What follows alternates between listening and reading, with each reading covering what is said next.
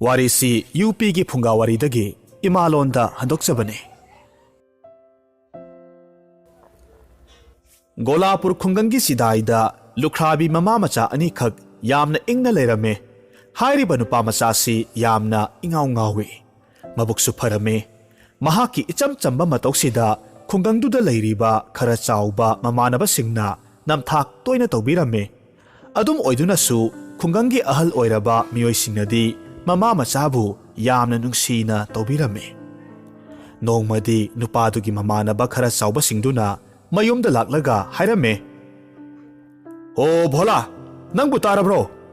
ꯑꯩꯈꯣꯏ ꯂꯧꯕꯨꯛꯀꯤ ꯇꯥꯏꯅꯕꯗ ꯂꯩꯔꯤꯕ ꯈꯣꯡꯕꯥꯜꯗꯨ ꯏꯁꯤꯠꯂꯨꯁꯤ, ꯅꯍꯥꯛ ꯌꯥꯎꯅꯤꯡꯂꯗꯤ ꯆꯠꯂꯨꯁꯦ꯫ ꯚꯣꯂꯥꯅ ꯈꯨꯝꯃꯦ, "ꯇꯥꯕꯨꯗꯤ ꯌꯥꯎꯅꯤꯡꯉꯦ, ꯑꯗꯨꯕꯨ ꯏꯃꯥꯗ ꯍꯥꯏꯔꯝꯈꯤꯒꯦ"꯫ ꯃꯇꯝꯗꯨꯗ ꯚꯣꯂꯥꯒꯤ ꯃꯃꯥꯗꯨ ꯃꯌꯨꯝꯗ ꯂꯩꯔꯝꯗꯦ꯫ ꯚꯣꯂꯥꯅ ꯊꯤꯔꯝꯃꯦ, ꯑꯗꯨꯕꯨ ꯚꯣꯂꯥꯒꯤ ꯃꯃꯥꯗꯨꯗꯤ ꯇꯨꯔꯦꯜꯗ ꯐꯤ ꯁꯨꯕ ꯆꯠꯈꯤꯔꯝꯃꯦ꯫ ꯃꯃꯥ ꯊꯦꯡꯅꯗ꯭ꯔꯕꯗ ꯃꯃꯥꯟꯅꯕꯁꯤꯡꯗ ꯚꯣꯂꯥꯅ ꯃꯈꯥ ꯇꯥꯔꯛꯂꯝꯃꯦ, "ꯇꯥꯕꯨꯗꯤ ꯆꯠꯂꯁꯤ, ꯏꯃꯥꯗꯣ ꯂꯩꯔꯝꯗ꯭ꯔꯦ"꯫ ꯑꯁꯨꯝꯅ ꯃꯈꯣꯏ ꯃꯔꯤ ꯃꯉꯥꯗꯨ ꯂꯧꯕꯨꯛꯂꯣꯝꯗ ꯆꯠꯂꯝꯃꯦ꯫ ꯃꯈꯣꯏ ꯃꯌꯥꯝꯗꯨ ꯈꯣꯡꯕꯥꯜꯗ ꯀꯨꯝꯊꯔꯒ ꯄꯟ ꯊꯤꯡꯂꯦ, ꯏꯁꯤꯠꯄ ꯍꯧꯈ꯭ꯔꯦ꯫ ꯑꯁꯣꯝꯗꯅ ꯃꯃꯥꯗꯨ ꯃꯌꯨꯝ ꯌꯧꯔꯛꯄ ꯃꯇꯝꯗ ꯚꯣꯂꯥꯕꯨ ꯊꯤꯔꯝꯃꯦ꯫ ꯃꯃꯥꯗꯨ ꯃꯇꯣꯝꯇ ꯁꯣꯜꯂꯦ꯫ "ꯑꯣꯟꯊꯣꯛꯄꯅꯤꯗ, ꯑꯩꯒꯤ ꯏꯆꯥꯅꯨꯄꯥ ꯑꯄꯪꯕꯗꯨꯕꯨ ꯀꯗꯥꯏꯋꯥꯏꯗ ꯆꯠꯈ꯭ꯔꯕꯖꯥꯠꯅꯣ? ꯌꯨꯝ ꯁꯪꯉꯣ ꯍꯥꯏꯔꯝꯕꯅꯦ, ꯃꯥꯅ ꯊꯣꯛꯄ ꯑꯃ ꯍꯦꯛꯇ ꯇꯧꯔꯝꯃꯤꯁꯦ, ꯂꯩꯇꯦꯅꯦꯁꯦ"꯫ ꯍꯥꯏꯅ ꯆꯥꯛ ꯊꯣꯡꯕ ꯆꯪꯈꯤꯔꯝꯃꯦ꯫ ꯂꯧꯕꯨꯛꯇꯅ ꯑꯉꯥꯡ ꯃꯌꯥꯝꯗꯨ ꯉꯥ ꯐꯅꯌꯥꯝꯅ ꯐꯥꯅꯔꯝꯃꯦ꯫ ꯃꯈꯣꯏꯅ ꯉꯥ ꯌꯦꯟꯅꯕꯗꯨꯗ ꯕꯨꯙꯤꯅ ꯚꯣꯂꯥꯗ ꯑꯄꯤꯛꯄ ꯉꯥ ꯃꯈꯩ ꯈꯟꯗꯣꯛꯂꯒ ꯄꯤꯔꯝꯃꯦ, ꯑꯗꯨꯒ ꯍꯥꯏꯔꯛꯂꯝꯃꯦ, "ꯚꯣꯂꯥ, ꯅꯍꯥꯛꯅ ꯈꯔ ꯍꯦꯟꯅ ꯋꯥꯔꯕꯅꯤꯅ ꯉꯥ ꯃꯌꯥꯝꯁꯤ ꯅꯪꯒꯤ ꯑꯣꯏꯔꯣ, ꯂꯦꯝꯍꯧꯔꯤꯕ ꯉꯥ ꯈꯖꯤꯛꯇꯪꯁꯤꯅ ꯑꯩꯈꯣꯏ ꯑꯍꯨꯝꯒꯤ ꯑꯣꯏꯔꯒꯦꯀꯣ"꯫ ꯑꯁꯤ ꯍꯥꯏꯗꯨꯅ ꯑꯆꯧ ꯑꯆꯧꯕ ꯉꯥꯁꯤꯡꯗꯨꯅ ꯃꯈꯣꯏ ꯑꯍꯨꯝꯅ ꯂꯧꯔꯝꯃꯤ꯫ ꯅꯨꯃꯤꯗꯥꯡ ꯋꯥꯏꯔꯝꯗ ꯚꯣꯂꯥꯗꯨ ꯉꯥꯀꯨꯞ ꯈꯔ ꯄꯨꯔꯒ ꯃꯌꯨꯝ ꯌꯧꯔꯛꯂꯒ ꯃꯃꯥꯗ ꯍꯥꯏꯔꯝꯃꯦ, "ꯏꯃꯥ, ꯌꯦꯡꯉꯨ ꯇꯨ, ꯉꯥ ꯃꯌꯥꯝꯁꯦ ꯑꯩꯈꯣꯏꯅ ꯐꯥꯕꯅꯦ꯫ ꯑꯩꯉꯣꯟꯗ ꯉꯥ ꯃꯆꯥ ꯃꯌꯥꯝꯁꯤ ꯃꯣꯏꯅ ꯄꯤꯕꯤꯔꯦ, ꯑꯆꯧꯕ ꯃꯔꯤ ꯃꯉꯥꯗꯨꯅ ꯃꯈꯣꯏ ꯑꯍꯨꯝ ꯌꯦꯟꯅꯍꯧꯔꯦ"꯫ ꯃꯃꯥꯅ ꯈꯨꯝꯃꯦ, "ꯑꯁ, ꯑꯩ ꯇꯥꯅꯤꯡꯗꯦꯀꯣ, ꯅꯪꯁꯤ ꯀꯔꯝ ꯀꯥꯟꯗ ꯋꯥꯈꯜ ꯂꯧꯁꯤꯡ ꯇꯥꯕ ꯑꯣꯏꯔꯛꯀꯗꯧꯔꯤꯕꯅꯣ? ꯐꯔꯦ, ꯍꯌꯦꯡꯈꯩꯗꯤ ꯑꯩ ꯂꯩꯇ꯭ꯔꯤꯉꯩꯗ ꯆꯠꯊꯣꯛꯄ ꯌꯥꯗꯦꯀꯣ"꯫ ꯑꯁꯨꯝꯅ ꯃꯃꯥ ꯃꯆꯥꯗꯨ ꯆꯥꯛ ꯆꯥꯃꯤꯟꯅꯔꯕꯒꯤ ꯃꯇꯨꯡꯗ ꯄꯣꯊꯥꯔꯝꯃꯤ꯫ ꯃꯊꯪꯒꯤ ꯅꯨꯃꯤꯠꯅꯤ꯫ ꯚꯣꯂꯥꯅ ꯃꯃꯥꯗ ꯍꯥꯏꯔꯛꯂꯝꯃꯦ, "ꯏꯃꯥ, ꯉꯁꯤꯗꯤ ꯑꯩ ꯂꯧ ꯉꯥꯛꯄ ꯆꯠꯂꯨꯒꯦ, ꯂꯗꯨ ꯃꯇꯨꯝ ꯈꯔ ꯁꯦꯝꯕꯤꯌꯨ"꯫ ꯃꯆꯥꯅ ꯍꯥꯏꯕꯗꯨ ꯃꯃꯥꯅ ꯁꯦꯝꯕꯤꯔꯝꯃꯦ, ꯑꯗꯨꯒ ꯍꯥꯏꯔꯛꯂꯝꯃꯦ, "ꯏꯃꯥꯒꯤ ꯚꯣꯂꯥ, ꯅꯍꯥꯛꯅ ꯂꯧ ꯉꯥꯛꯄ ꯆꯠꯀꯦ ꯍꯥꯏꯕꯗꯣ ꯑꯐꯕ ꯊꯕꯛꯅꯤ, ꯏꯃꯥꯅ ꯌꯥꯏ꯫ ꯑꯗꯨꯒ ꯍꯣꯔꯦꯟ ꯐꯩꯔꯦꯡ ꯇꯨꯔꯦꯡ ꯅꯃꯥꯟꯅꯕꯁꯤꯡꯒ ꯀꯣꯏꯆꯠ ꯆꯠꯂꯒꯗꯤ ꯂꯩꯊꯣꯛꯀꯅꯨꯀꯣ꯫ ꯁꯦ, ꯁꯪꯒꯣꯝꯁꯨ ꯌꯥꯝꯅ ꯂꯩꯔꯝꯗ꯭ꯔꯦ, ꯂꯗꯨ 8 ꯈꯛꯁꯦ ꯌꯣꯟꯕꯤꯔꯕꯅꯦ"꯫ ꯑꯁꯨꯝꯅ ꯚꯣꯂꯥꯗꯨ ꯂꯧ ꯉꯥꯛꯄ ꯊꯧꯔꯛꯂꯝꯃꯦ꯫ ꯃꯍꯥꯛꯅ ꯑꯁꯨꯝ ꯂꯥꯛꯄ ꯃꯇꯝꯗ ꯈꯨꯡꯒꯪꯒꯤ ꯑꯍꯜ ꯑꯃꯈꯛ ꯊꯦꯡꯅꯔꯝꯃꯦ꯫ ꯑꯍꯜꯗꯨꯅ ꯍꯥꯏꯔꯛꯂꯝꯃꯦ, "ꯑꯣ ꯚꯣꯂꯥ, ꯀꯗꯥꯏꯗꯅꯣ ꯑꯁꯨꯛ ꯉꯟꯅ? ꯅꯍꯥꯛꯀꯤ ꯃꯌꯨꯝꯗꯨꯕꯨ ꯀꯔꯤꯅꯣꯅꯦ? ꯑꯩꯁꯨ ꯈꯤꯇꯪ ꯆꯥꯍꯧꯒꯦ"꯫ ꯚꯣꯂꯥꯅ ꯈꯨꯝꯃꯦ, "ꯈꯨꯔꯥ, ꯂꯗꯨꯅꯦ, ꯍꯣꯔꯦꯟ ꯄꯤꯖꯔꯒꯦ, ꯍꯧꯖꯤꯛꯇꯤ ꯑꯩ ꯂꯧ ꯉꯥꯛꯄ ꯆꯠꯂꯤꯕꯅꯦ"꯫ "ꯌꯥꯔꯦꯗ, ꯐꯥꯒꯤ ꯇꯧꯕꯅꯦ, ꯅꯪꯒꯤ ꯑꯣꯏꯖꯧꯗ. ꯀꯔꯝꯕ ꯂꯧꯐꯝꯅꯣ ꯅꯪꯅ ꯉꯥꯛꯄ ꯆꯠꯇꯧꯔꯤꯕꯁꯤꯕꯣ"? "ꯈꯨꯔꯥ, ꯂꯥꯜ ꯄꯊꯔꯒꯤ ꯃꯌꯥꯗꯅꯦ"꯫ "ꯏꯁꯦ, ꯃꯐꯝꯗꯨꯗꯤ ꯁꯥꯔꯣꯏ ꯉꯥꯔꯣꯏ ꯊꯣꯛꯏ ꯍꯥꯏꯅꯕꯅꯦ, ꯅꯥꯀꯜꯗ ꯂꯩꯔꯤꯕ ꯎꯃꯪꯗꯨꯗ ꯆꯪꯂꯨ ꯂꯥꯛꯎꯅꯨꯀꯣ, ꯃꯤ ꯂꯥꯏꯒ ꯑꯣꯛꯅꯕ ꯌꯥꯎꯈ꯭ꯔꯕꯅꯦ"꯫ "ꯈꯨꯔꯥ, ꯑꯗꯨꯝꯅ ꯍꯦꯛ ꯍꯥꯏꯅꯕ꯭ꯔꯣ? ꯀꯤꯕꯨ ꯀꯤꯖꯔꯦꯗ"꯫ "ꯍꯦꯔꯥ, ꯀꯔꯤꯁꯨ ꯀꯤꯔꯨꯅꯨ, ꯎꯃꯪꯗꯨꯗ ꯆꯪꯗ꯭ꯔꯒ ꯂꯣꯏꯔꯦꯁꯦ, ꯏꯆꯥꯁꯤꯗꯤ"꯫ ꯑꯍꯜꯗꯨꯒ ꯉꯥꯏꯍꯥꯛ ꯋꯥꯔꯤ ꯁꯥꯟꯅꯔꯕꯒꯤ ꯃꯇꯨꯡꯗ ꯚꯣꯂꯥꯗꯨ ꯏꯁꯩ ꯉꯪꯂꯒ ꯂꯧꯕꯨꯛ ꯃꯥꯏꯀꯩ ꯄꯥꯡꯂꯛꯂꯝꯃꯦ꯫ ꯃꯍꯥꯛꯅ ꯂꯧꯕꯨꯛꯇ ꯂꯧ ꯉꯥꯛꯂꯒ ꯑꯁꯨꯝ ꯂꯩꯔꯝꯕꯗꯒꯤ ꯅꯨꯡꯁꯥꯒꯤ ꯃꯩꯁꯥꯗꯨꯅ ꯍꯦꯟꯃꯟꯈꯤꯕꯅ ꯏꯁꯤꯡ ꯌꯥꯝꯅ ꯈꯧꯔꯥꯡꯂꯛꯂꯝꯃꯦ꯫ ꯑꯗꯨꯗꯒꯤ ꯃꯍꯥꯛ ꯍꯥꯏꯔꯛꯂꯝꯃꯦ, "ꯑꯁ, ꯑꯩꯗꯤ ꯏꯁꯤꯡ ꯄꯨꯔꯛꯄ ꯀꯥꯎꯔꯝꯂꯦ, ꯈꯅꯥꯎꯁꯦ ꯈ꯭ꯔꯛ ꯀꯪꯂꯦ, ꯀꯗꯥꯏꯗꯒꯤ ꯏꯁꯤꯡ ꯊꯛꯂꯨꯅꯤ? ꯌꯨꯝꯗ ꯍꯟꯕꯁꯨ ꯐꯔꯛ ꯇꯥꯔꯦ, ꯍꯣꯏꯗꯍꯦ, ꯏꯁꯤꯡ ꯊꯤꯕ ꯑꯗꯨꯝ ꯆꯠꯂꯨꯒꯦꯁꯦ"꯫ ꯑꯁꯤ ꯍꯥꯏꯔꯒ ꯃꯍꯥꯛ ꯀꯣꯏꯆꯠ ꯆꯠꯂꯝꯃꯦ꯫ ꯃꯍꯥꯛꯅ ꯑꯁꯨꯝ ꯈꯔ ꯆꯠꯂꯕꯒꯤ ꯃꯇꯨꯡꯗ ꯏꯁꯤꯡꯗ ꯆꯥꯛꯇꯥꯕ ꯂꯝ ꯉꯥꯅꯨ ꯁꯪꯒꯨ ꯑꯃꯈꯛ ꯑꯇꯤꯌꯥꯗ ꯄꯥꯏꯔꯤꯕꯗꯨ ꯎꯔꯛꯂꯝꯃꯦ꯫ ꯃꯇꯝꯗꯨꯗ ꯃꯍꯥꯛ ꯃꯇꯣꯝꯇ ꯁꯣꯜꯂꯦ꯫ "ꯏꯁꯤꯡ ꯁꯣꯏꯗꯅ ꯂꯩꯔꯝꯃꯅꯤ, ꯎꯃꯪ ꯃꯅꯥꯛꯁꯤꯗ ꯁꯣꯏꯗꯅꯃꯛ ꯂꯩꯔꯝꯒꯅꯤ"꯫ ꯑꯁꯤ ꯍꯥꯏꯗꯨꯅ ꯃꯍꯥꯛ ꯎꯃꯪ ꯇꯝꯅ ꯆꯪꯁꯤꯜꯂꯛꯂꯝꯃꯦ꯫ Mahakna ngasai ahalduna hairakpa wafamdu ising khorangba mayayna kauthokirame. Umanggi mayay oirap changlaklabagi matungda ising tana nik launa thallaba pukhri achauba amakhak urame. Khudakta mahakna khanglaw lawe. Ising phangle thibu thirabadi hekta phangi. Asumna mahak pukhri duda mabuk pentri phawba paktharaga thaklamme. Aduga amuk makha taraklamme. Ising chu thakle. Ngasai imana pirakpadu charage. Ama sasira ani sasira natragana amuktada tarit maksi charasira. Asumna bholana murum sonbadu pukhri mapalda leiriba sana khongnang mathakta apangba tamlalai taret khakna munna taramme. Makhoi masel hainarame. Masigi taibang misi lai aikhoibu sagi hairine. Kizareda. Ahanba tamlalai na amuk makha taraklamme. Tasengna umangsi aikhoigi sanafamne. Taibang mi amatana nongmata lakte. Masigi nupasi laibu namthaba ngamba soidanamak oiramgani. Lai ani subana amuk hairaklamme. Oiramloi. Mahaknabu kari tawba ngamdoino. Aikhoina kihanbada chenkradawni.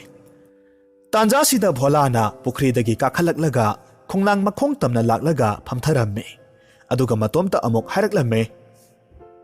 Imana nganta halau hairakpane. Matamsi numit yungba matam moire. Punna hekta yotlagese. Aduga amuk mayomdo phaklaga hairaklamme. Khwaidagi chawba matum tabasina makhoigi makok oiramale. Si hekta wafamduda khongnang mathakta tongliba tamnalai makoktu udagi tan chana bup launa taraklamme. Aduga kina hairaklamme. He taibang mi aibu sabigano aigi mahut kainoma nangonda pige. Tamnalai ataisu loinamak chongthorakle aduga hairakhi. He taibang mi aikhoi pumnamak sabigano nangna hairikhai aikhoi yajarage. Matamduda bhola adu lai singdu uruba matamda pakhatlamme. Adubu makhoigi nolokpa wahiduda thauna pharaklamme. Aduga khumlaklamme. Hoi ai noibu chaba toklage. Nakhoina madugidamak kari pigadoriba. Tamnalai na mitrang tauraga laibak ki chafu macha amakhak puthoraklamme. Aduga hairakhe. Lobiyu puksel chawba miyoiba. Chafu si yai chafu kawe. Adona sabiningba polam khudingmak chafu si da hayo. Aduga thorakane. Mataududa bholana khumme. Chafu nabu kari tawgani. Oida padaba nakhoina hajinba soidanamak oigani. Tamnalai na amuk makha taraklamme. Thajabidraga adomna apamba ama hekta ningbiyo. Bholana hoi yenge hairaga he yai puba chafu ahawba ladu khara piyo haina hairamme. Khudakta chafududagi ahawba asengba ghina saba ladu pukham amakhak thoraklamme. Maduda bholadu haraubane angakpane masadu mathum marang hauramme. Aduga makha tarakhe. Phare chafusi ai oirage. Nakhoina haiba matung inna nakhoibu chararoi. Adubu aina chatkrabagi matungda aina ngakliba labuksi nakhoina san iroi uchek waya singdagi ngak seluko.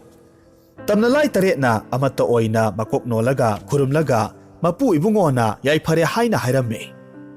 Bhola numittu yamna harauna chafudu puraga laklamme. Isaiga saklaga makhoigi mayum taba khungangi lambida asum laklamme. Tanja sida budhi chu thengnaramme. Aduga budhi na hairakhe. Oi bhola karino chafu kolaga aduk harauna laklidubo. Tabudi aina purakliba chafu se yai chafu ni. Chaningba pumnamak thokhanba yai. Wafamduda budhi du noklaga hairakhe. Ibo nangna haidorakpasima nawalawdeko chaluada. Adugumba chafudi aikhoida dama thale. Asengbane tabudi thajadraga kari chaningi hayo. Hoi phare. Ai nga atauba chaningi.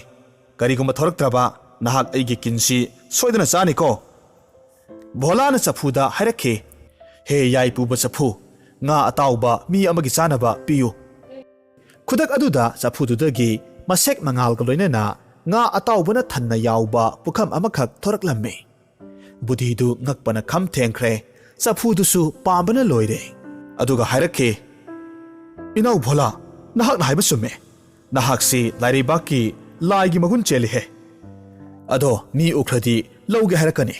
Aikhoi yumda changlaga ngaihak wari sarusi. Bholana budhigi phatta losingdi karamna khanglune.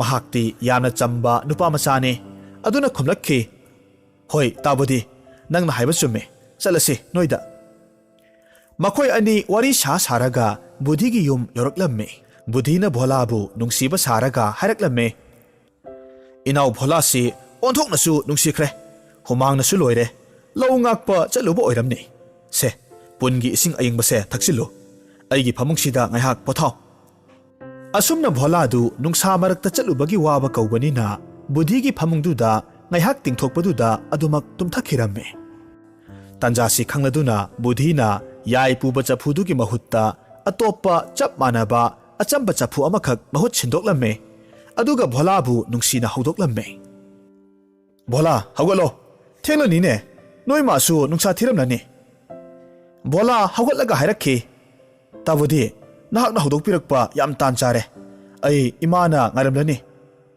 ꯑꯁꯨꯝꯅ ꯕꯨꯙꯤꯅ ꯚꯣꯂꯥꯕꯨ ꯅꯝꯊꯥꯛ ꯇꯧꯕꯤꯔꯝꯃꯤ ꯚꯣꯂꯥꯗꯤ ꯃꯌꯨꯝꯗ ꯆꯐꯨꯗꯣ ꯀꯣꯜꯂꯒ ꯍꯜꯂꯛꯂꯝꯃꯤ ꯃꯌꯨꯝ ꯌꯧꯕꯒ ꯃꯃꯥꯗ ꯍꯥꯏꯔꯝꯃꯤ ꯏꯃꯥ ꯍꯣꯏ ꯏꯃꯥ ꯑꯩ ꯍꯜꯂꯛꯑꯦ ꯉꯁꯤꯗꯒꯤ ꯏꯃꯥ ꯏꯆꯥꯒꯤ ꯆꯥꯅꯕ ꯋꯥꯠꯂꯔꯣꯏ ꯌꯦꯡꯉꯨꯇꯨ ꯌꯥꯏ ꯄꯨꯕ ꯆꯐꯨ ꯑꯃ ꯂꯥꯌꯥꯝꯅ ꯄꯤꯕꯤꯔꯛꯑꯕꯅꯦ ꯃꯃꯥꯅ ꯈꯨꯝꯃꯤ ꯀꯔꯤ ꯍꯥꯏꯕ ꯀꯅꯥꯅ ꯅꯪꯕꯨ ꯑꯃꯨꯛ ꯑꯄꯪꯕ ꯁꯤꯔꯛꯂꯤꯕꯅꯣ ꯂꯩꯕꯥꯛꯀꯤ ꯆꯐꯨꯗꯤ ꯑꯩꯈꯣꯏꯒꯤ ꯄꯤꯛ ꯊꯟꯅ ꯂꯩꯔꯤꯕꯁꯤꯗꯤ ꯑꯗꯨꯒꯨꯝꯕ ꯅꯥꯇꯩ ꯆꯥꯗꯕ ꯀꯔꯟ ꯇꯨꯔꯟ ꯇꯧꯗꯨꯅꯇ ꯂꯩꯔꯒ ꯅꯍꯥꯛ ꯅꯨꯡꯉꯥꯏꯖꯔꯤꯕꯅꯤꯅꯦ ꯏꯃꯥ ꯊꯥꯖꯗ꯭ꯔꯒ ꯑꯃꯨꯛꯇ ꯌꯦꯡꯉꯣ ꯑꯁꯨꯝꯅ ꯆꯐꯨꯗ ꯚꯣꯂꯥꯅ ꯍꯥꯏꯔꯝꯃꯦ ꯍꯦ ꯌꯥꯏ ꯄꯨꯕ ꯆꯐꯨ ꯏꯃꯥ ꯏꯆꯥꯒꯤ ꯆꯥꯅꯕ ꯏꯟꯁꯥꯡ ꯃꯊꯦꯜ ꯄꯤꯕꯤꯌꯨ ꯆꯐꯨꯗꯨ ꯀꯔꯤꯃꯠꯇ ꯊꯣꯔꯛꯇ꯭ꯔꯦ ꯍꯟꯖꯤꯟ ꯍꯟꯖꯤꯟ ꯍꯥꯏꯔꯕꯁꯨ ꯀꯔꯤꯃꯠꯇ ꯊꯣꯛꯈꯤꯗ꯭ꯔꯦ ꯃꯇꯥꯡꯁꯤꯗ ꯃꯃꯥꯅ ꯑꯃꯨꯛ ꯍꯥꯏꯔꯛꯂꯝꯃꯦ ꯍꯦ ꯇꯥꯏꯕꯪ ꯃꯄꯨ ꯑꯩꯒꯤ ꯏꯆꯥꯅꯨꯄꯥ ꯑꯄꯪꯕꯁꯤꯕꯨ ꯉꯥꯛꯄꯤ ꯁꯦꯟꯕꯤꯌꯨ ꯃꯍꯥꯛꯄꯨ ꯑꯃꯨꯛꯇꯪꯗꯤ ꯂꯧꯁꯤꯡ ꯒ꯭ꯌꯥꯟ ꯄꯤꯅꯕꯤꯌꯨ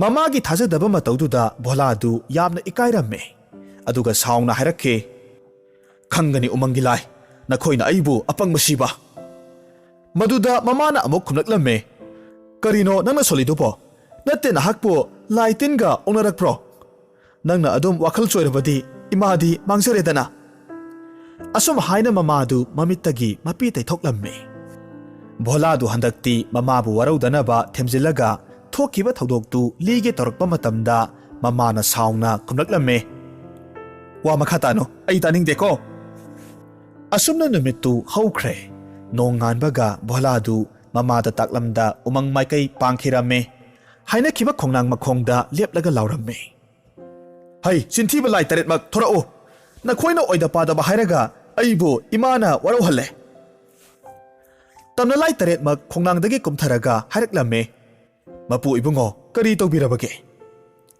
ꯚꯣꯂꯥꯅ ꯂꯥꯏꯁꯤꯡꯗ ꯃꯌꯨꯝ ꯌꯧꯔꯒ ꯊꯣꯛꯈꯤꯕ ꯊꯧꯗꯣꯛꯇꯨ ꯂꯣꯏꯅꯃꯛ ꯇꯝꯂꯝꯃꯤ ꯕꯨꯙꯤꯒ ꯊꯦꯡꯅꯈꯤꯕꯗꯨꯗꯤ ꯃꯍꯥꯛꯅ ꯍꯥꯏꯔꯝꯗꯦ ꯃꯔꯝꯗꯤ ꯃꯍꯥꯛꯅ ꯕꯨꯙꯤꯕꯨ ꯑꯗꯨꯛꯀꯤ ꯃꯇꯤꯛ ꯊꯥꯖꯔꯝꯃꯤ ꯑꯗꯨꯗꯒꯤꯗꯤ ꯇꯝꯅ ꯂꯥꯏ ꯃꯀꯣꯛꯇꯨꯅ ꯋꯥꯈꯜ ꯈꯜꯂꯕꯒꯤ ꯃꯇꯨꯡꯗ ꯀꯣꯔꯤꯒꯤ ꯈꯨꯖꯥꯏ ꯑꯃꯈꯛ ꯄꯨꯊꯣꯔꯛꯂꯒ ꯄꯤꯔꯝꯃꯤ ꯃꯄꯨ ꯏꯕꯨꯡꯉꯣ ꯃꯁꯤ ꯂꯧꯕꯤꯌꯨ ꯀꯣꯔꯤꯒꯤ ꯈꯨꯖꯥꯏꯁꯤꯗ ꯅꯍꯥꯛꯅ ꯈꯨꯠꯅ ꯍꯨꯝꯖꯤꯟꯕ ꯃꯇꯝꯗ ꯁꯅꯥ ꯃꯣꯍꯣꯔ ꯑꯃꯃꯝ ꯐꯪꯒꯅꯤ ꯑꯁꯨꯝꯅ ꯚꯣꯂꯥꯗꯨ ꯌꯥꯝꯅ ꯍꯔꯥꯎꯅ ꯃꯌꯨꯝ ꯌꯧꯅꯕ ꯈꯨꯖꯥꯏꯗꯨ ꯄꯨꯔꯒ ꯂꯥꯛꯂꯝꯃꯤ ꯃꯍꯥꯛꯅ ꯉꯁꯤꯁꯨ ꯕꯨꯙꯤ ꯍꯣꯏꯗ ꯆꯪꯂꯒ ꯈꯨꯖꯥꯏꯗꯨ ꯎꯠꯄ ꯄꯥꯝꯂꯝꯃꯤ ꯑꯗꯨꯅ ꯃꯍꯥꯛ ꯃꯌꯨꯝ ꯆꯪꯗꯅ ꯕꯨꯙꯤ ꯍꯣꯏꯗ ꯂꯥꯛꯂꯝꯃꯤ ꯇꯥꯕꯨꯙꯤ ꯇꯥꯕ꯭ꯔꯣ ꯃꯄꯥꯜꯗ ꯑꯃꯨꯛꯇ ꯊꯣꯛꯄꯤꯔꯛꯑꯣ ꯕꯨꯙꯤꯗꯨ ꯌꯨꯝꯗꯒꯤ ꯊꯣꯔꯛꯂꯒ ꯚꯣꯂꯥꯅ ꯈꯨꯖꯥꯏ ꯄꯥꯏꯔꯤꯕꯗꯨ ꯎꯔꯝꯃꯦ ꯑꯗꯨꯒ ꯍꯥꯏꯔꯛꯂꯝꯃꯦ ꯏꯅꯥꯎ ꯚꯣꯂꯥ ꯀꯔꯤꯒꯤꯅꯣ ꯈꯨꯖꯥꯏ ꯑꯃ ꯄꯥꯏꯔꯤꯕꯗꯨꯗꯤ ꯚꯣꯂꯥꯅ ꯈꯨꯝꯃꯦ ꯇꯞꯅ ꯍꯥꯏꯌꯨꯅꯦ ꯇꯥꯕꯨꯙꯤ ꯃꯤ ꯇꯥꯈꯤꯅꯤꯅꯦ ꯈꯨꯖꯥꯏꯁꯤ ꯌꯥꯏ ꯈꯨꯖꯥꯏꯅꯤ ꯈꯨꯠꯅ ꯍꯨꯝꯕ ꯈꯨꯗꯤꯡꯒꯤ ꯁꯅꯥ ꯃꯣꯍꯣꯔ ꯑꯃꯃꯝ ꯊꯣꯛꯀꯗꯧꯔꯤꯕꯅꯤ ꯌꯦꯡꯒꯦꯔꯣ ꯕꯨꯙꯤꯅ ꯌꯥꯝꯅ ꯉꯛꯅ ꯍꯥꯏꯔꯛꯏ ꯑꯗꯨꯝ ꯇꯧꯕ꯭ꯔꯣ ꯍꯥꯏꯁꯦ ꯑꯗꯨꯗꯤ ꯏꯃꯨꯡꯗ ꯆꯪꯂꯛꯎ ꯌꯦꯡꯉꯨꯁꯤ ꯑꯁꯨꯝꯅ ꯕꯨꯙꯤꯒꯤ ꯏꯃꯨꯡꯗ ꯃꯈꯣꯏ ꯑꯅꯤ ꯆꯪꯂꯛꯂꯝꯃꯤ ꯚꯣꯂꯥꯅ ꯍꯥꯏꯔꯝꯃꯦ ꯍꯦ ꯌꯥꯏ ꯄꯨꯕ ꯈꯨꯖꯥꯏ ꯁꯅꯥ ꯃꯣꯍꯣꯔ ꯄꯤꯕꯤꯌꯨ ꯑꯁꯨꯝꯅ ꯍꯥꯏꯔꯒ ꯃꯈꯨꯠꯇꯨ ꯊꯤꯡꯖꯤꯜꯂꯨꯕ ꯃꯇꯝꯗ ꯈꯨꯗꯛꯇ ꯁꯅꯥ ꯃꯣꯍꯣꯔ ꯑꯃ ꯊꯣꯔꯛꯂꯦ ꯃꯇꯧꯁꯤꯗ ꯕꯨꯙꯤꯗꯨ ꯚꯣꯂꯥꯗ ꯍꯥꯏꯔꯛꯏ ꯏꯅꯥꯎꯒꯤ ꯈꯨꯖꯥꯏꯁꯤꯗꯤ ꯌꯥꯝꯅ ꯀꯥꯟꯅꯕ ꯌꯥꯏ ꯄꯨꯕ ꯈꯨꯖꯥꯏꯅꯤ ꯍꯩꯃꯥ ꯑꯩꯗꯤ ꯀꯥꯎꯊꯣꯛꯂꯨꯔꯦ ꯁꯨꯃꯥꯡꯗ ꯉꯥ ꯐꯧꯔꯝꯕꯅꯤ ꯍꯧꯗꯣꯡꯅ ꯂꯣꯏꯅ ꯆꯥꯔꯝ ꯇꯥꯔꯦ ꯑꯃꯨꯛꯇ ꯇꯥꯜꯂꯨꯈꯤꯒꯦ ꯑꯁꯨꯝꯅ ꯍꯥꯏꯔꯒ ꯍꯧꯒꯠꯀꯦ ꯇꯧꯏ ꯃꯇꯝꯗꯨꯗ ꯚꯣꯂꯥꯅ ꯇꯥꯕꯨꯙꯤ ꯑꯩ ꯍꯧꯗꯣꯡꯗꯨ ꯇꯥꯟꯕꯤꯔꯨꯔꯒꯦ ꯍꯥꯏꯗꯨꯅ ꯃꯄꯥꯜꯗ ꯊꯣꯛꯈꯤꯔꯝꯃꯤ ꯚꯣꯂꯥꯅ ꯃꯄꯥꯜ ꯍꯦꯛ ꯊꯣꯛꯈꯤꯕꯒ ꯕꯨꯙꯤꯅ ꯀꯣꯔꯤꯒꯤ ꯈꯨꯖꯥꯏꯗꯨ ꯃꯈꯣꯏꯒꯤ ꯌꯨꯝꯒꯤ ꯏꯆꯝ ꯆꯝꯕ ꯈꯨꯖꯥꯏꯗꯨꯒ ꯁꯤꯟꯗꯣꯛꯅꯔꯝꯃꯦ꯫ ꯚꯣꯂꯥꯅ ꯏꯃꯨꯡꯗ ꯆꯪꯂꯛꯂꯒ ꯍꯥꯏꯔꯛꯂꯝꯃꯦ, ꯇꯥꯕꯨꯗꯤ ꯑꯩ ꯆꯠꯂꯒꯦ, ꯏꯃꯥꯗ ꯑꯃꯨꯛꯇ ꯍꯥꯏꯔꯨꯈꯤꯒꯦ꯫ ꯑꯁꯨꯝꯅ ꯍꯥꯏꯔꯒ ꯆꯠꯈꯤꯔꯝꯃꯦ꯫ ꯃꯌꯨꯝ ꯌꯧꯔꯕꯗ ꯚꯣꯂꯥꯅ ꯃꯃꯥꯗꯨ ꯀꯧꯔꯝꯃꯦ, ꯏꯃꯥ, ꯏꯃꯥ, ꯀꯗꯥꯏ ꯂꯩꯒꯦ? ꯉꯍꯥꯟꯒꯤ ꯆꯐꯨꯗꯨꯗꯤ ꯁꯣꯏꯔꯕꯁꯨ ꯍꯟꯗꯛꯇꯤ ꯑꯁꯦꯡꯕ ꯌꯥꯏ ꯄꯨꯕ ꯈꯨꯖꯥꯏꯁꯦ ꯄꯨꯔꯛꯂꯕꯅꯦ꯫ ꯑꯩꯈꯣꯏꯁꯦ ꯑꯋꯥꯕ ꯀꯣꯛꯂꯒꯗꯕꯅꯦ, ꯏꯅꯥꯛ ꯈꯨꯜꯂꯒꯗꯕꯅꯦ꯫ ꯑꯁꯤ ꯍꯥꯏꯔꯒ ꯃꯃꯥꯅ ꯈꯨꯝꯕ ꯅꯪꯗ꯭ꯔꯤꯉꯩ ꯃꯇꯝꯗꯨꯗ ꯑꯃꯨꯛ ꯍꯥꯏꯔꯛꯂꯝꯃꯦ, ꯍꯦ ꯌꯥꯏ ꯄꯨꯕ ꯈꯨꯖꯥꯏ, ꯏꯃꯥꯒꯤ ꯃꯥꯡꯗ ꯁꯅꯥ ꯃꯣꯍꯣꯔ ꯊꯣꯛꯄꯤꯔꯣ꯫ ꯑꯗꯨꯕꯨ ꯈꯨꯖꯥꯏꯗꯨꯗꯤ ꯀꯔꯤꯃꯠꯇ ꯊꯣꯔꯛꯇ꯭ꯔꯦ꯫ ꯃꯇꯝꯗꯨꯗ ꯑꯃꯨꯛ ꯃꯃꯥꯅ ꯍꯥꯏꯔꯛꯂꯝꯃꯦ, ꯅꯪ ꯌꯨꯝꯗ ꯂꯩꯔꯝꯃꯣ, ꯑꯩ ꯃꯈꯥꯔꯣꯝꯒꯤ ꯈꯨꯔꯥꯃꯥꯏꯕꯗꯨ ꯀꯧꯔꯨꯒꯦ, ꯂꯥꯏ ꯈꯨꯔꯨꯝꯗꯕ ꯌꯥꯔꯔꯣꯏ, ꯉꯁꯤ ꯉꯔꯥꯡꯁꯤ ꯅꯪ ꯆꯣꯔꯣꯜ ꯄꯥꯔꯣꯜ ꯌꯥꯝꯅ ꯉꯥꯡꯉꯦ꯫ ꯏꯃꯥ, ꯉꯁꯥꯏꯗꯤ ꯑꯩ ꯁꯅꯥ ꯃꯣꯍꯣꯔ ꯊꯣꯛꯈꯤꯕ ꯎꯍꯧꯋꯦ, ꯊꯥꯖꯗ꯭ꯔꯒ ꯇꯥꯕꯨꯗꯤ ꯍꯣꯏꯗ ꯍꯪꯂꯨꯁꯤ꯫ ꯇꯨꯃꯤꯟ ꯂꯩꯌꯨ, ꯇꯥꯅꯤꯡꯗꯦ, ꯅꯆꯤꯟ ꯊꯤꯕ, ꯅꯪꯒꯤ ꯅꯆꯤꯟ ꯊꯤꯕꯗꯨꯅ ꯃꯤꯒꯤ ꯃꯆꯥ ꯕꯨꯙꯤꯗ ꯑꯃꯨꯛ ꯇꯥꯏꯅꯔꯨꯒꯦ ꯍꯥꯏꯔꯤꯕ꯭ꯔꯣ? ꯀꯔꯤꯒꯨꯝꯕ ꯕꯨꯙꯤꯒꯤ ꯃꯃꯥꯅꯒ ꯇꯥꯈ꯭ꯔꯕꯗꯤ ꯑꯩꯈꯣꯏ ꯂꯣꯏꯔꯦ꯫ ꯂꯩꯀꯥꯏꯁꯤꯗ ꯃꯆꯤꯟ ꯀꯟꯕꯗ ꯍꯥꯏꯅꯔꯤꯕꯅꯤ, ꯃꯃꯤꯠ ꯑꯣ ꯃꯅꯥꯋꯣ, ꯑꯗꯨꯅ ꯅꯪ ꯌꯨꯝꯗ ꯂꯩꯔꯝꯃꯣ, ꯃꯥꯏꯕ ꯀꯧꯔꯨꯒꯦ꯫ ꯃꯇꯝꯗꯨꯗ ꯏꯆꯨꯝ ꯆꯨꯝꯅ ꯂꯥꯜꯂꯕ ꯚꯣꯂꯥꯗꯨ ꯃꯊ꯭ꯋꯥꯏ ꯌꯥꯝꯅ ꯅꯨꯡꯉꯥꯏꯔꯝꯗꯦ꯫ ꯅꯨꯃꯤꯠꯇꯨꯒꯤ ꯅꯨꯃꯤꯗꯥꯡ ꯋꯥꯏꯔꯝꯗ ꯃꯃꯥ ꯂꯩꯇꯕ ꯃꯇꯝ ꯌꯦꯡꯂꯒ ꯎꯃꯪꯗ ꯑꯃꯨꯛ ꯆꯦꯟꯈꯤꯔꯝꯃꯦ꯫ ꯇꯝꯅꯂꯥꯏꯁꯤꯡꯅ ꯂꯩꯕ ꯃꯐꯝꯗꯨ ꯍꯦꯛ ꯌꯧꯕꯒ ꯁꯥꯎꯅ ꯍꯥꯏꯔꯛꯂꯝꯃꯦ, ꯍꯦ ꯆꯤꯟꯊꯤꯕ ꯂꯥꯌꯥꯝ, ꯇꯥꯎ, ꯑꯩ ꯅꯈꯣꯏꯒꯤ ꯆꯐꯨ ꯈꯨꯖꯥꯏ ꯄꯥꯝꯗ꯭ꯔꯦ, ꯀꯔꯤꯃꯠꯇ ꯑꯆꯨꯝꯕ ꯑꯣꯏꯗ꯭ꯔꯦ꯫ ꯏꯃꯥꯅ ꯑꯩꯕꯨ ꯊꯥꯖꯗꯕꯁꯤꯅ ꯑꯩꯒꯤ ꯄꯨꯟꯁꯤꯗ ꯑꯃꯨꯛ ꯍꯟꯖꯤꯟ ꯍꯟꯖꯤꯟ ꯏꯀꯥꯏꯕ ꯑꯣꯏꯔꯦ꯫ ꯑꯁꯤ ꯍꯥꯏꯗꯨꯅ ꯆꯐꯨ ꯑꯃꯁꯨꯡ ꯈꯨꯖꯥꯏꯗꯨ ꯊꯅꯝꯂꯒ ꯆꯠꯀꯦ ꯇꯧꯔꯝꯃꯦ꯫ ꯇꯝꯅꯂꯥꯏ ꯃꯌꯥꯝꯗꯨ ꯎꯊꯛꯇꯒꯤ ꯀꯨꯝꯊꯔꯛꯂꯒ ꯍꯥꯏꯔꯛꯂꯝꯃꯦ, ꯑꯩꯈꯣꯏꯒꯤ ꯃꯄꯨꯔꯦꯜ, ꯑꯩꯈꯣꯏꯅ ꯄꯤꯖꯈꯤꯕ ꯆꯐꯨ ꯈꯨꯖꯥꯏꯗꯨ ꯇꯁꯦꯡꯅ ꯌꯥꯏ ꯉꯥꯛꯇꯅꯦ꯫ ꯅꯍꯥꯛꯅ ꯄꯨꯔꯛꯂꯤꯕ ꯄꯣꯠꯂꯝꯁꯤꯗꯤ ꯑꯩꯈꯣꯏꯅ ꯄꯤꯈꯤꯕꯁꯤꯡꯗꯨ ꯑꯃꯠꯇ ꯅꯠꯇꯦ꯫ ꯍꯧꯖꯤꯛꯇꯤ ꯑꯩꯈꯣꯏ ꯈꯪꯂꯦ, ꯅꯍꯥꯛꯄꯨ ꯀꯅꯥꯒꯨꯝꯕ ꯑꯃꯅ ꯅꯝꯊꯥꯛ ꯇꯧꯕꯅꯦ꯫ ꯃꯁꯤꯒꯤ ꯃꯇꯨꯡꯗ ꯂꯤꯆꯩ ꯑꯃꯈꯛ ꯄꯨꯊꯣꯔꯛꯂꯒ ꯁꯦ ꯍꯥꯏꯅ ꯄꯤꯔꯝꯃꯦ꯫ ꯑꯗꯨꯒ ꯑꯃꯨꯛ ꯃꯈꯥ ꯇꯥꯔꯛꯂꯝꯃꯦ, ꯃꯁꯤꯒꯤ ꯂꯤꯆꯩꯁꯤ ꯑꯔꯥꯟꯕ ꯇꯧꯕ ꯈꯨꯗꯤꯡ ꯃꯇꯣꯝꯇ ꯐꯨꯕꯅꯦ꯫ ꯅꯍꯥꯛꯅ ꯂꯦꯞꯄꯨ ꯍꯥꯏꯗ꯭ꯔꯤ ꯐꯥꯎꯕ ꯃꯍꯥꯛ ꯂꯦꯞꯄ ꯂꯩꯔꯣꯏ꯫ ꯑꯗꯨꯒ ꯑꯃꯨꯛ ꯚꯣꯂꯥꯒꯤ ꯏꯄꯪ ꯄꯪꯖꯕ ꯃꯇꯧꯗꯨꯗ ꯅꯨꯡꯁꯤꯔꯗꯨꯅ ꯂꯥꯏꯁꯤꯡꯗꯨꯅ ꯍꯥꯏꯔꯛꯏ, ꯉꯁꯤꯗꯒꯤ ꯚꯣꯂꯥ ꯅꯍꯥꯛ ꯂꯧꯁꯤꯡ ꯂꯩꯕ ꯃꯤ ꯍꯥꯏꯕꯗꯨ ꯑꯣꯏꯖꯔꯣ꯫ ꯂꯥꯌꯥꯝꯒꯤ ꯕꯣꯔ ꯐꯪꯂꯕꯗ ꯚꯣꯂꯥ ꯍꯔꯥꯎꯅ ꯂꯤꯆꯩꯗꯨ ꯄꯨꯔꯒ ꯕꯨꯙꯤ ꯍꯣꯏꯗ ꯂꯥꯛꯂꯝꯃꯦ꯫ ꯚꯣꯂꯥꯅ ꯕꯨꯙꯤꯒꯤ ꯁꯨꯃꯥꯡꯗ ꯀꯧꯔꯝꯃꯦ, ꯇꯥꯕꯨꯙꯤ, ꯇꯥꯕꯨꯙꯤ, ꯑꯩ ꯉꯁꯤꯁꯨ ꯑꯅꯧꯕ ꯌꯥꯏ ꯄꯨꯕ ꯂꯤꯆꯩ ꯑꯃꯈꯛ ꯄꯨꯔꯛꯑꯦ꯫ ꯕꯨꯙꯤꯅ ꯍꯔꯥꯎꯅ ꯆꯦꯟꯊꯣꯔꯛꯂꯝꯃꯦ, ꯍꯩꯃꯥ, ꯏꯅꯥꯎ ꯂꯥꯛꯂꯦꯗꯅ, ꯆꯪꯂꯛꯎ, ꯑꯊꯨꯝ ꯑꯍꯥꯎ ꯆꯥꯈꯤꯁꯤ꯫ ꯑꯁꯨꯝ ꯍꯥꯏꯗꯨꯅ ꯍꯔꯥꯎꯅ ꯆꯦꯟꯊꯣꯔꯛꯂꯝꯃꯦ꯫ ꯈꯨꯗꯛꯇ ꯚꯣꯂꯥꯅ ꯍꯥꯏꯔꯛꯂꯝꯃꯦ, ꯍꯦ ꯌꯥꯏ ꯄꯨꯕ ꯂꯤꯆꯩ, ꯑꯩꯒꯤ ꯆꯐꯨ ꯈꯨꯖꯥꯏ ꯍꯨꯔꯥꯟꯕ ಮಿಸꯛꯇꯨ ꯄꯦꯟꯅ ꯌꯩꯊꯧ꯫ ꯈꯨꯗꯛꯇ ꯂꯤꯆꯩꯗꯨ ꯄꯥꯏꯁꯤꯟꯈꯤꯗꯨꯅ ꯕꯨꯙꯤꯕꯨ ꯁꯦꯠ ꯁꯦꯠ ꯃꯈꯣꯜ ꯊꯣꯛꯅ ꯐꯨꯊꯕ ꯍꯧꯔꯛꯂꯝꯃꯦ꯫ ꯕꯨꯙꯤꯅ ꯋꯥ ꯍꯥꯏꯒꯦ ꯇꯧꯕ ꯃꯇꯝꯗ ꯂꯤꯆꯩꯗꯨꯅ ꯃꯃꯥꯏ ꯃꯃꯤꯠ ꯈꯪꯗꯅ ꯐꯨꯖꯤꯜꯂꯝꯃꯦ꯫ ꯕꯨꯙꯤꯗꯨ ꯀꯟꯅ ꯂꯥꯎꯔꯛꯈꯤ, ꯑꯩꯕꯨ ꯀꯟꯕꯤꯌꯨ, ꯑꯩꯕꯨ ꯑꯃꯨꯛꯇ ꯀꯟꯕꯤꯌꯨ, ꯚꯣꯂꯥ, ꯅꯍꯥꯛꯀꯤ ꯆꯐꯨ ꯈꯨꯖꯥꯏꯗꯨ ꯑꯩꯅ ꯂꯧꯕꯅꯦ, ꯑꯩ ꯄꯤꯖꯔꯒꯦ꯫ ꯚꯣꯂꯥꯅ ꯍꯥꯏꯔꯛꯏ, ꯍꯦ ꯌꯥꯏ ꯄꯨꯕ ꯂꯤꯆꯩ, ꯇꯥ ꯕꯨꯙꯤꯕꯨ ꯀꯟꯕꯤꯔꯣ꯫ ꯂꯤꯆꯩꯗꯨ ꯐꯨꯕ ꯂꯦꯞꯇꯨꯅ ꯍꯥꯟꯅꯒꯨꯝ ꯚꯣꯂꯥꯒꯤ ꯃꯈꯨꯠꯇ ꯂꯥꯛꯂꯝꯃꯦ꯫ ꯕꯨꯙꯤꯅ ꯆꯐꯨ ꯑꯃꯁꯨꯡ ꯈꯨꯖꯥꯏ ꯃꯌꯨꯝꯗꯒꯤ ꯂꯧꯊꯣꯔꯛꯂꯒ ꯄꯤꯔꯝꯃꯦ꯫ ꯑꯗꯨꯒ ꯍꯥꯏꯔꯛꯏ, ꯁꯦ ꯏꯅꯥꯎ ꯚꯣꯂꯥ, ꯅꯌꯥꯝꯕ ꯑꯩꯕꯨ ꯉꯥꯛꯄꯤꯌꯨ, ꯑꯩꯁꯤ ꯄꯨꯛꯆꯦꯜ ꯄꯤꯛꯂꯨꯔꯦ, ꯅꯍꯥꯛꯃꯨꯛ ꯂꯥꯏꯕꯛ ꯐꯕ ꯃꯤꯑꯣꯏꯁꯤ ꯃꯥꯂꯦꯝꯗ ꯂꯩꯔꯝꯂꯣꯏ꯫ ꯑꯁꯨꯝꯅ ꯚꯣꯂꯥꯅ ꯆꯐꯨ ꯑꯃꯁꯨꯡ ꯈꯨꯖꯥꯏꯗꯨ ꯃꯌꯨꯝꯗ ꯄꯨꯔꯛꯂꯒ ꯃꯃꯥꯗ ꯃꯗꯨꯒꯤ ꯑꯁꯦꯡꯕ ꯃꯒꯨꯜꯗꯨ ꯎꯠꯂꯝꯃꯤ꯫ ꯃꯇꯧ ꯑꯁꯨꯝ ꯇꯧꯅ ꯚꯣꯂꯥ ꯌꯥꯝꯅ ꯏꯅꯥꯛ ꯈꯨꯟꯕ, ꯁꯦꯜ ꯄꯥꯏꯕ, ꯆꯥꯕ ꯊꯛꯄ ꯋꯥꯠꯇꯕ ꯏꯃꯨꯡ ꯑꯣꯏꯔꯒ ꯄꯥꯜꯂꯛꯂꯝꯃꯤ꯫ ꯃꯍꯥꯛꯅ ꯈꯨꯡꯒꯪꯒꯤ ꯂꯥꯏꯔꯕ ꯑꯅꯪꯕ ꯀꯌꯥꯕꯨ ꯃꯇꯦꯡ ꯄꯥꯡꯕꯤꯔꯝꯃꯤ꯫ ꯑꯁꯨꯝ ꯇꯧꯅ ꯁꯛꯅꯥꯏꯕ, ꯃꯆꯤꯟ ꯆꯠꯄ ꯃꯤꯁꯛ ꯍꯥꯏꯕꯗꯨ ꯑꯣꯏꯔꯛꯂꯝꯃꯤ꯫ ꯆꯍꯤ ꯈꯔꯒꯤ ꯃꯇꯨꯡꯗ ꯅꯣꯡꯃ ꯃꯈꯣꯏꯒꯤ ꯂꯩꯕꯥꯛꯇꯨꯒꯤ ꯅꯤꯡꯊꯧꯒꯤ ꯄꯥꯎꯖꯦꯜ ꯑꯃꯈꯛ ꯂꯥꯛꯂꯝꯃꯤ꯫ ꯋꯥꯐꯝꯗꯤ ꯑꯁꯤꯅꯤ, ꯊꯪꯅꯕ ꯂꯩꯕꯥꯛ ꯑꯃꯅ ꯂꯥꯟꯗꯥꯁꯤꯜꯂꯛꯇꯨꯅ ꯃꯈꯣꯏꯒꯤ ꯂꯩꯕꯥꯛ ꯇꯪꯈꯥꯏ ꯑꯃꯈꯛ ꯂꯧꯁꯤꯟꯈ꯭ꯔꯦ꯫ ꯀꯣꯅꯨꯡ ꯌꯥꯎꯅ ꯂꯦꯝꯍꯧꯔꯤꯕ ꯇꯪꯈꯥꯏꯗꯨꯁꯨ ꯉꯁꯤ ꯑꯍꯤꯡꯁꯤꯗ ꯂꯥꯟ ꯇꯥꯔꯛꯂꯒ ꯂꯧꯁꯤꯜꯂꯒꯅꯤ ꯍꯥꯏꯅ ꯇꯥꯛꯄꯤꯔꯝꯃꯤ꯫ ꯃꯔꯝ ꯑꯁꯤꯅ ꯂꯩꯕꯥꯛꯁꯤꯒꯤ ꯅꯨꯄꯥ ꯈꯨꯗꯤꯡꯃꯛ ꯂꯥꯟ ꯄꯥꯡꯕꯤꯅꯕ ꯂꯥꯎꯊꯣꯛꯂꯝꯃꯤ꯫ ꯄꯥꯎꯖꯦꯜꯗꯨ ꯇꯥꯔꯕꯗ ꯚꯣꯂꯥꯗꯨ ꯈꯨꯗꯤꯡꯃꯛ ꯁꯦꯝ ꯁꯥꯔꯝꯃꯤ꯫ Matamsi bhola pakhang pharaklaba matamne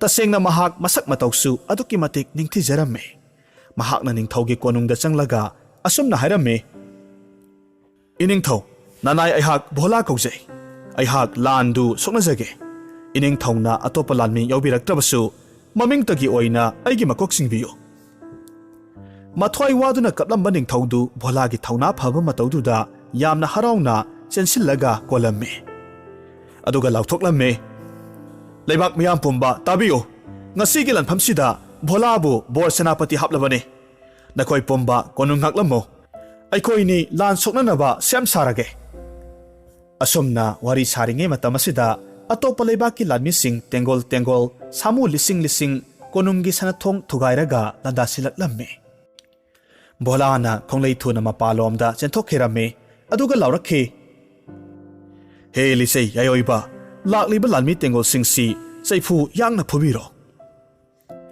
liseidu bholagi khutagi paikiduna lisei lising kayamarum thokna lakliba yengnaba lanmi tengol dubu akanba saifuna phutharame lanmi tengol singdu mathong maram khangda ho ima sire haiduna lauraga chenakhirame mamai thangda matom tangai hauraba yengnaba ningthaudu chenkhige tawba matamda lichai yayoibaduna thatlaga tap takhai phurame ningthaudu lichaina kantharakpadagi mahak napal pumamak mangkhirame aduga haraklame hoima aibo mukta kanbiyo ai sire